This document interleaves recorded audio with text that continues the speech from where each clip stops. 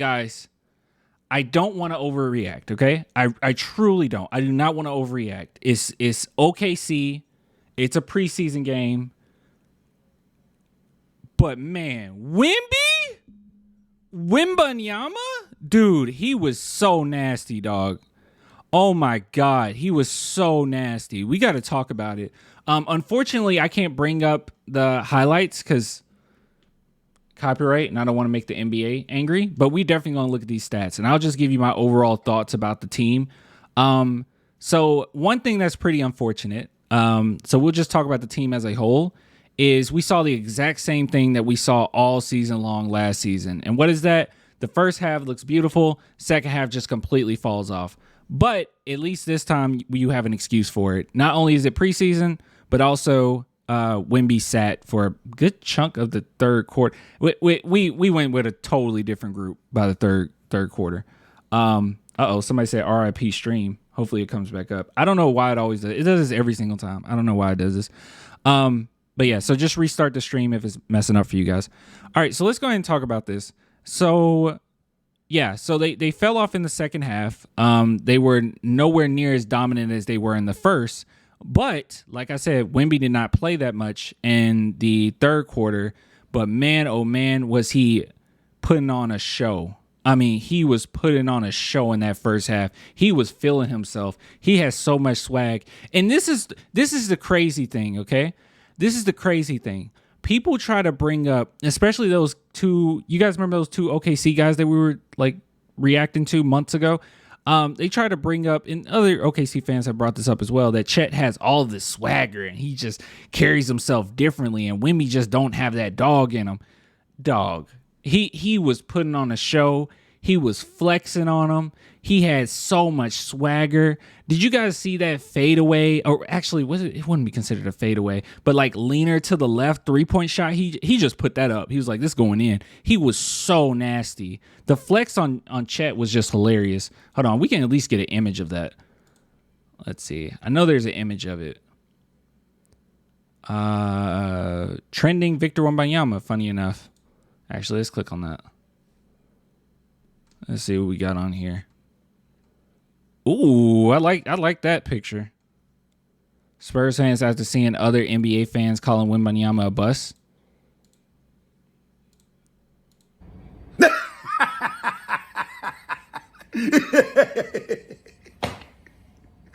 my God. Just retweet that. Beautiful. Let's see. I really want to show you guys that flex, man. I want to get away with showing you that flex. Hold on. This ain't it. That's a 3.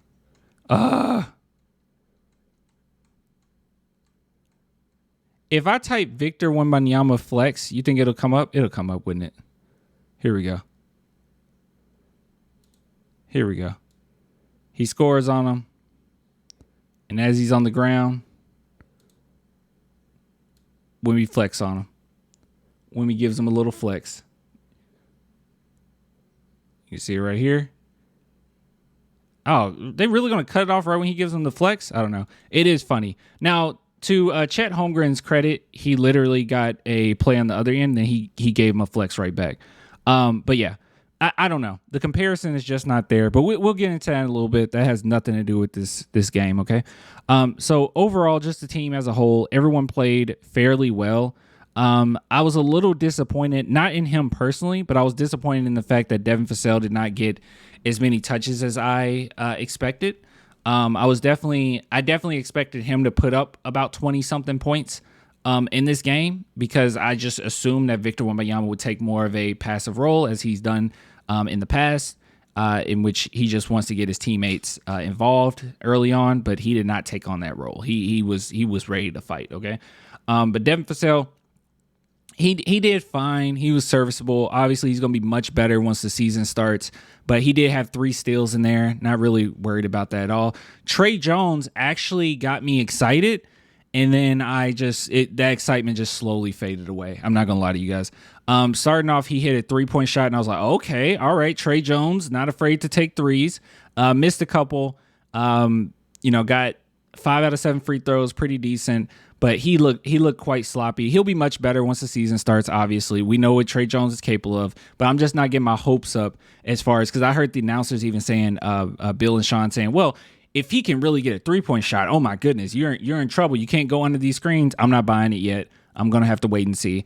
1 for 3 isn't enough for me to get excited. But he did it so early in the game that I figured, I was like, oh, snap. Okay, maybe he's going to start taking, but no, that was not the case.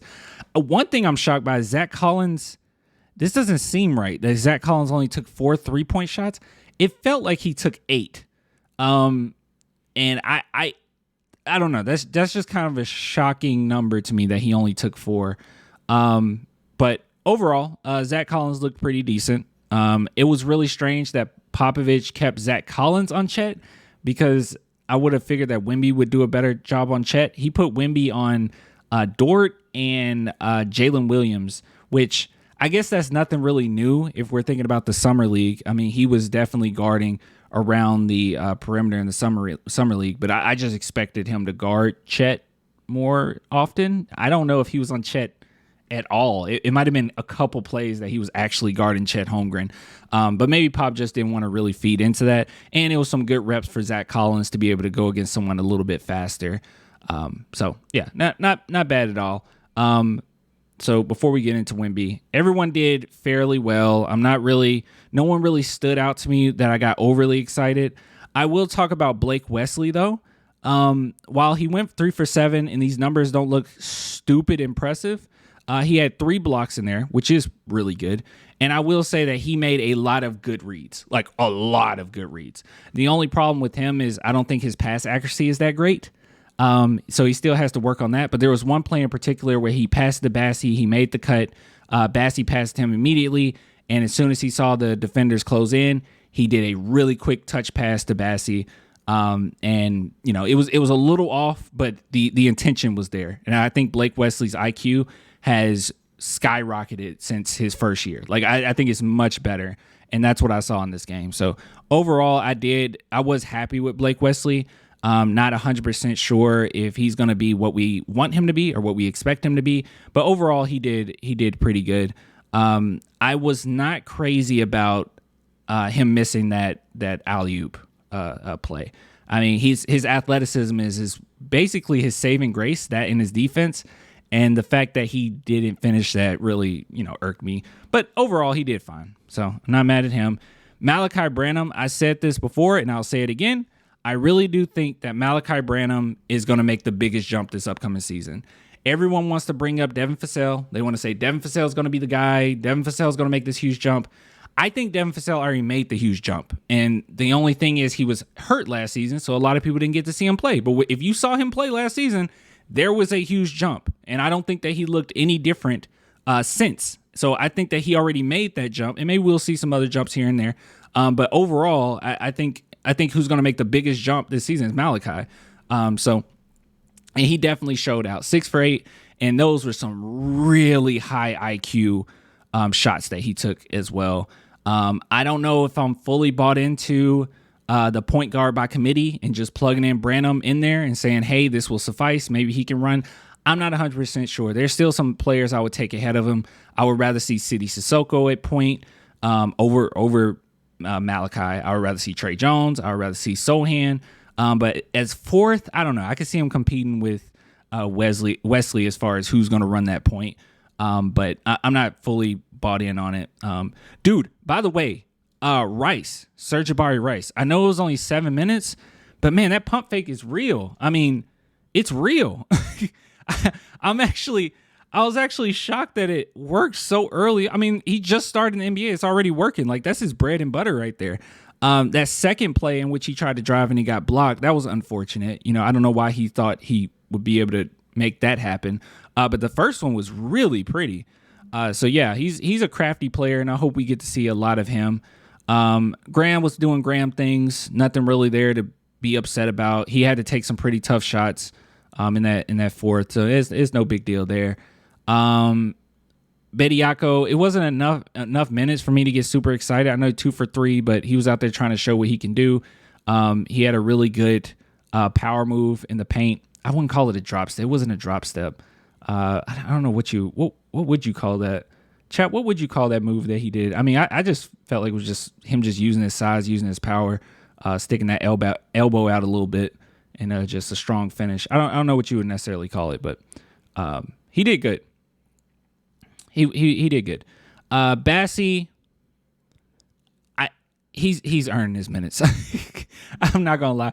I was kind of frustrated at the beginning because I was like, I thought Mamu kind of like deserved his spot a little bit. And I know Bassey, before he got that signing, like he was doing really well and everything, and then he got hurt. So I guess, you got to plug him back in, but I don't know. I was upset initially, but during this game, no, Bassey's solid. He's as solid as he was before he got injured. So good stuff there. Osman, I would just tie him in with Doug McDermott. Both of those guys looked really good together. That was really nice. Don Barlow, we didn't get to see enough for me to get excited about. 0 for 3, 7 minutes. It's fine. It was nothing that really stood out. We know what he's capable of. He had one shot in there that should have went in. And on any good day it would go in, but they're all a little rusty. Let's see, did I miss anybody? Oh, City Sissoko, he has some really good passes in there.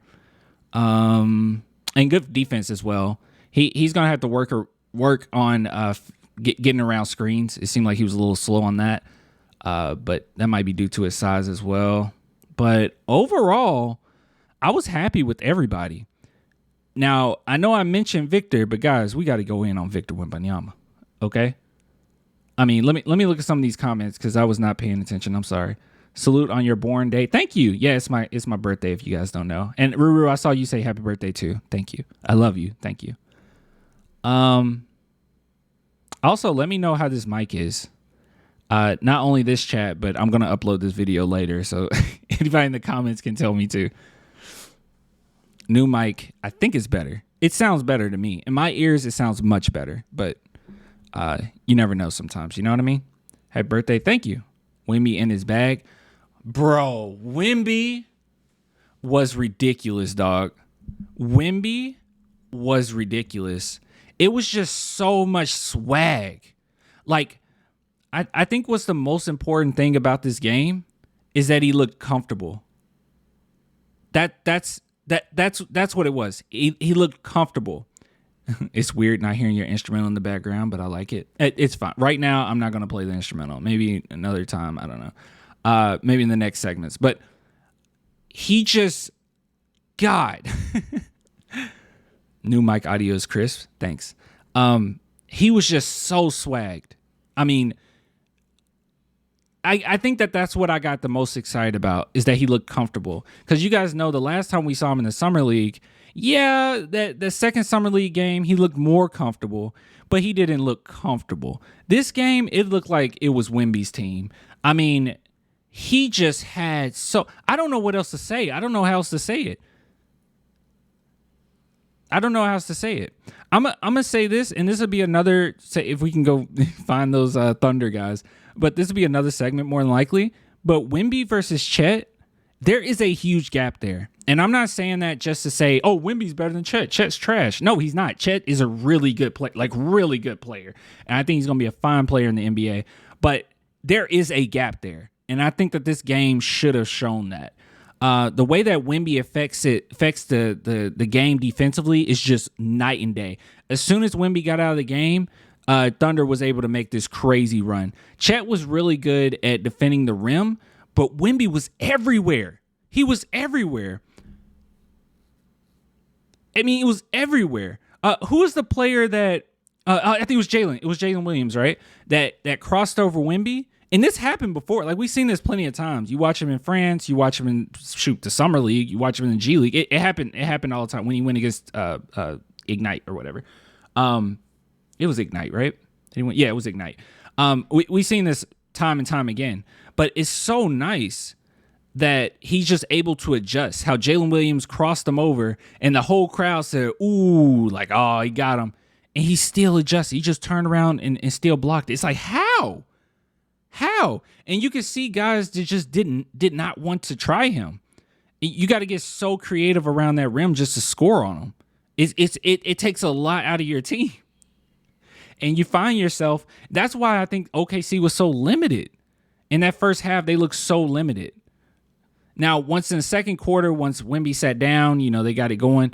But for the majority of that first half, they were limited. I mean, they just started just jacking up 3-pointers. They're like, we just got to jack it up. Like, there's nothing you can do. He's all over the place. I thought one of the most impressive plays was in the corner, actually, where he baited. I couldn't remember. It might have been Dort. I actually don't remember who was getting ready to take that three.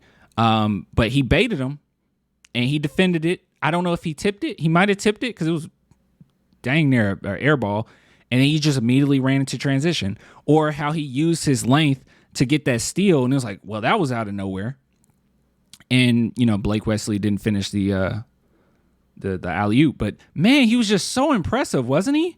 I mean, I was just sitting back, and I was just blown away. And I know it's only 20 points. I know it was 8 for 13, which is really, really great. But it's like, he only took 13 shots. He didn't put up 40. But dude, God Almighty, he looked so good in that first half. Chet looked good too. I'll give him credit. Obviously, Chet looked good too. But Wemby is like every single game he does something, and you're like, wow, I didn't see that coming. How about that spin move? Oh God, I don't even know who it was on. It wasn't on Chet. Chet defended it after the spin, but he did a spin move. Chet went straight up, and he was able to go up and under, which was it's crazy. It's crazy. He's like 7'5". He was hanging in the air. You can't guard that. How do you guard a guy that's 7'5" who can hang in the air like that? Yeah, that's what I meant. The circus layup from a 7'4" center. Exactly, Bevan. That's what I'm saying. It was incredible. I mean, he was absolutely incredible. I liked everything that I saw from Wemby. Real talk. I liked every single thing that I saw from Wemby. Very impressive. Nothing I can say negative about Wembanyama. Did you see the steal on Wallace, then dunk on the other side? He's just ridiculous, man. Haters didn't realize how crazy that move was. It seems like it's like, because it's a move, like people spoil with that move. They're like, okay, we see that in the NBA all the time. Not from a 7'5", like, that doesn't happen. Imagine Yao Ming doing something like that. You don't see that. And it's unguardable. He's too big. It's already too much that he's that tall that he can just score over the top of you. But if he can hang in the air like that, it's nothing you can do about it. He was really impressive. I know one thing in the summer league that we saw from Wemby is that he was kind of off balance. He was losing his balance often. Was really indecisive with what move he was going to go to or what he was about to do. This game, I did not feel that at all. He just completely took it over. And I think as the season goes on, like, I know right now the Spurs are really playing into this whole he's just one of the guys type mentality. And I think that's a good mentality to go into the season with. Pop is saying it. The team played like it. I mean, it felt like Wemby wasn't even on the team for part of that first quarter. It was just like, okay, we're just running our plays. We're just making our right reads, right? Well, not running plays, but they were just making our reads. That's all we're doing. We're just making our reads. But once Wemby start to take over, you can't really ignore it. It's just Wemby time. And I think as the season goes on, it's going to be a lot of that. It's going to be just give it to Wemby. And the Spurs attempted to give it to him. They attempted to give Wemby the ball. But a lot of times they just passed it too low. I don't know what was going on with that. Just lob it up, please. I don't know what was going on. Could you imagine freaking like Joker? If Jokic was playing with the Spurs tonight, Wemby would have like 35 points. Just kind of, lob it. It was really weird. Team needs to work on the lobs. Oh, there's Pickle Ricky. Needs to work on the lobs to Wemby, though. A bunch of turnovers or just them throwing bad lobs. It was. How many turnovers did they have? You see. They have 14 compared to Thunder's 13. Still a lot of turnovers. Because let's see, who was getting most of the turnovers? Wemby got 4. Trey Jones got 3. And just turnovers here and there from everybody else. And it's fine. It's just summer league. It's not that big a deal. Let's see. Trying to see if there's anything else that stood out. If you guys want to talk about Chet had a good game too. He went 7 for 10, 70%, 9 rebounds, 21 points. He played well. In 16 minutes, mind you. Really good. Happy birthday from France. Thank you. Happy birthday, clan. Thank you, Jonathan. Thank you for the quality content and love you have for the Spurs and our community. Thank you. Yeah, Chet looked good. Yeah, he did. He looked good. I'm not one to like talk. I know that it's going to be like this whole Chet versus Wemby thing. I'm just being honest. If Chet was better, if I genuinely felt like Chet was just better than Wemby, you guys know I would say it. Like I would just say it. I would just be like, yeah, I think he's better. I mean, it's not like I haven't done that before. Like I've talked about other players and saying, yeah, they're better than the players that we currently have. I do it all the time. I just think Wemby is literally on another level. Like there's not really a comparison. Like, well, I guess you can kind of compare it, but there is no comparison. He's like a couple tiers higher than Chet. The way that he affects the game. Anything Chet does, Wemby can do it better. Like much better. Maybe people can say Chet's a better 3-point shooter. And right now, maybe he is. What was Chet's? He went 2 for 2 from 3. I mean, maybe right now he is. I think Wemby went 2 for 4. Oh, 2 for 5. Wemby went 2 for 5. But yeah, he just affects the ball. He just affects the game in so many ways. It's ridiculous. Yeah, Wemby assists would have been higher. They missed some easy deuces. It was pretty tough. And not only that, you know what the most impressive thing about this game is in that first half specifically, is look at the amount of points that the Spurs put up 43 points in the first, 38 points in the second. But what's the most important or the most impressive thing about that is that we were missing Jeremy Sohan and Keldon. And I would argue that those are literally our second, third, fourth, fifth best players. I'm not sure. I'll say Sohan's probably our third best player. Maybe Sohan's our third best player and Keldon's our fourth, or vice versa. If someone wants to say Keldon's better than Sohan, I won't argue, but I would say Sohan's better than Keldon, but it doesn't really matter. Our top players were missing. Yeah, that's true. That's fair. That's fair. They didn't have SGA. And SGA is better than Sohan and Keldon right now. Maybe Sohan can end up being better, but yeah, he is better than both of those guys. So that's fair. But hey, it's preseason. I won't get overly excited, but Wemby looked nasty, y'all. He looked nasty. How can you be the third best player and can't shoot? Stop it. Johnson is better. Yeah, you actually can be the third best player and not being able to shoot as well as the other one. Because can you name one thing that Keldon Johnson can do better than Wemby other than shoot? I don't think you can. I mean, this is actually a challenge to Various. Is there anything that Johnson can do better than Sohan other than shoot?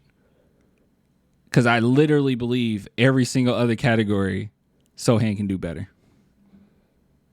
By the way, if you say Keldon's better than Sohan, I won't get mad. Like, it's cool. That's fine. Like, how do you win games? What? You have to score to win games? That's your answer? So any player that's like a sharpshooter is better than another player that can't shoot as well. So with that logic, you would say, I don't know. Would you say Doug McDermott is better than Draymond Green? Like, would we say like Kyle Korver in his prime is better than Draymond Green in his prime? Like, obviously you wouldn't say that. Like, that's a silly argument. You also got to play defense to win games.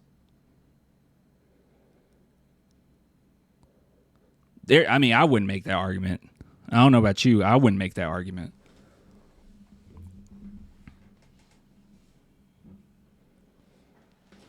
Also, last season, I mean, both of them were pretty inconsistent with shooting wise.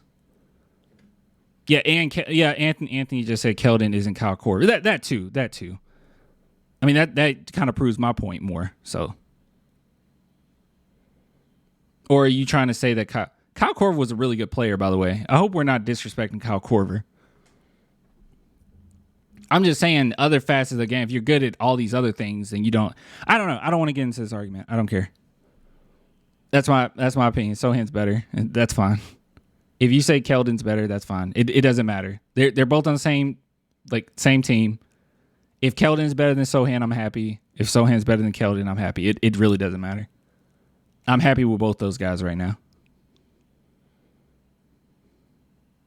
Can't compare a person who's only played 1 year versus someone who's played 4. Kim Birch, Wemby, Devin, only right answers. Wait, didn't we get rid of Kim Birch? Did we finally drop Kim Birch? I actually wasn't keeping up with who we actually dropped. Who do we drop? Can someone tell me? Who do we drop? I know we signed Bidiako. Nah, he's there. Then who did we drop?